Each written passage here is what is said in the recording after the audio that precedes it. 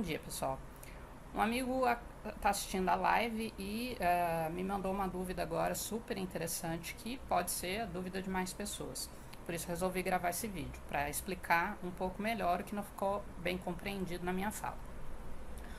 Ele citou Daene, que é um neurocientista francês que estuda o processo de alfabetização, né, dentro do campo da neurociência cognitiva, e que eu cito bastante, que eu tenho utilizado bastante nas minhas formações. O Daene demonstra que as descobertas da neurociência se opõem à ideia do método global de alfabetização. O que um método global pressupunha? Que a leitura a leitura da criança ela é feita em bloco, né? Por isso global. Ela é a leitura feita da palavra toda, como se a palavra fosse uma imagem, um bloco. E em oposição ao método fônico, que diz que a leitura é feita sílaba a sílaba, fonema a fonema. O que eu disse não está em oposição a isso. Eu vou esclarecer um pouco melhor a minha fala. O que as pesquisas da Magda Soares e outros autores que ela reviu demonstram, inclusive se baseando em Emília Ferreiro, é que a aprendizagem da escrita, da leitura e da escrita, ela acontece do todo para a parte. Então, da palavra para o fonema. A tomada de consciência acontece da palavra para o fonema.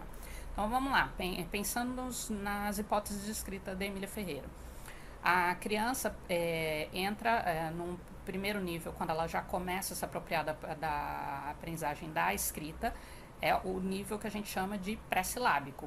O que é o nível pré-silábico? A criança tenta representar a palavra com letras aleatórias, com um conjunto de letras aleatórias.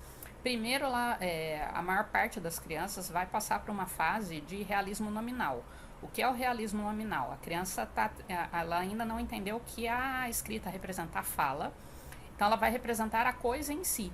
Ela vai tentar representar a coisa em si. Então, se é um animal grande, elefante, ela coloca muitas letras, porque elefante é grande. Agora, se ela vai representar formiguinha, ou então joaninha, ela vai colocar poucas letras, porque ela entende que a joaninha, a formiguinha é muito pequenininha, precisa de poucas letras. Então, percebem que ela não está representando ainda o nome, ela está tentando representar o ser em si, o objeto em si.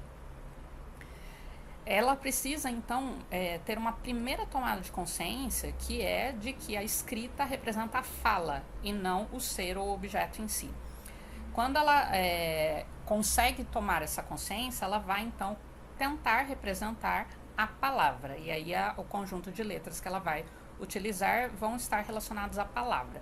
Mas percebam que ela primeiro está tentando representar a palavra. Ela ainda não lê nesse momento. Então, não tem leitura em bloco. Ela ainda não lê, ela tá tanto que ela vai escrever espontaneamente, né, a escrita inventada, ela escreve e depois se você tentar pedir para ela ler o que ela escreveu, ela não vai saber. Tá? Mas é uma primeira tomada de consciência, então, de que a escrita representa a fala e ela vai tentar representar o todo, que é a palavra.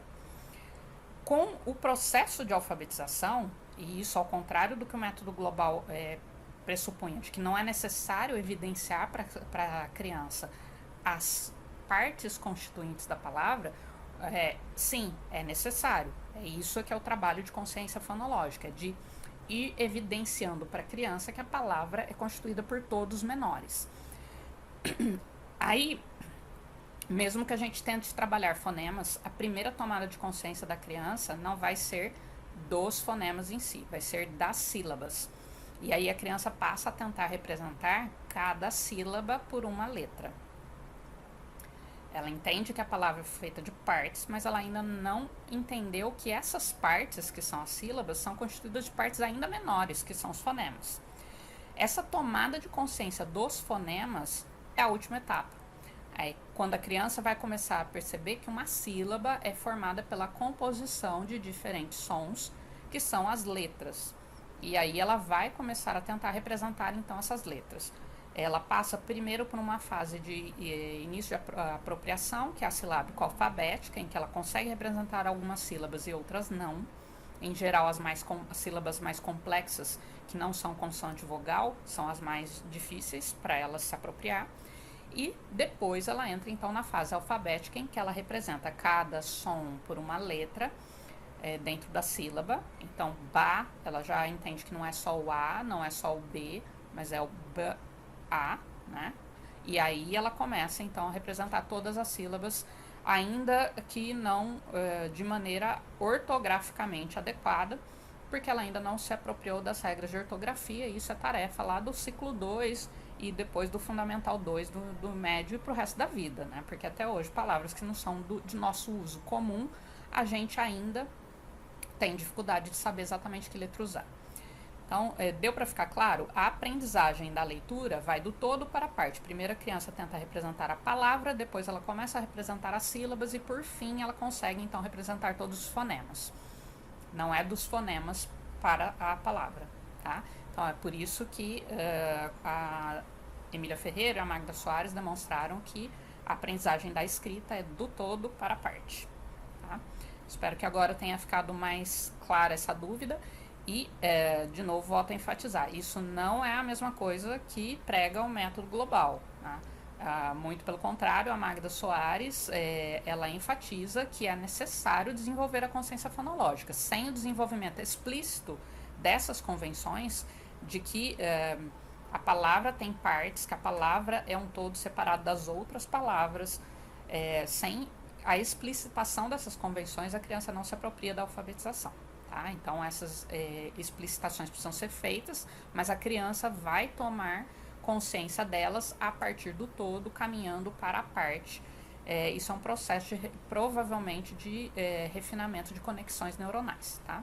É isso. Um abraço.